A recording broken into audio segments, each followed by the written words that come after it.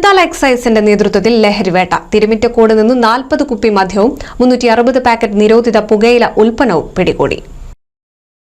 Thrithala excise range ഓഫീസിലെ assistant excise inspector S സുരേഷും സംഘവും ചേർന്ന് നടത്തിയ പരിശോധനയിൽ തിരുമിറ്റക്കോട് ആറങ്ങോട്ടുകരയിലെ പെട്ടിക്കട കേന്ദ്രീകരിച്ച് ലഹരി വിൽപ്പന നടത്തുന്നത് കണ്ടെത്തി. പ്രതി ആറങ്ങോട്ടുകര ദേശത്ത് പറമ്പിൽ വീട്ടിൽ 44 വയസ്സുള്ള സുബ്രഹ്മണ്യനെതിരെ തൃത്താല എക്സൈസ് കേരള അബ്കാരി ആക്ട് പ്രകാരം കേസെടുത്തു. പ്രതി ഓടി രക്ഷപ്പെട്ടു.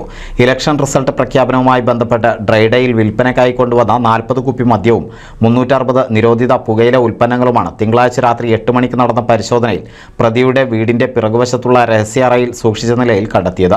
പരിശോധനയിൽ assistant excise inspector S Sinchu, preventive officer VP Mahesh, civil excise officer ഫ്രനറ്റ് ഫ്രാൻസിസ്, P അരുൺ, വനിതാ civil excise officer Kavitha Rani, driver Anuraj എന്നിവർ പങ്കെടുത്തു. NCV news Thrithala.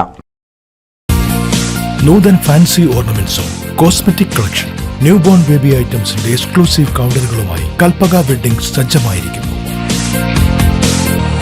ഏവർക്കും സ്വാഗതം. Kalpaka weddings, Pattambi road, Kunnamkulam.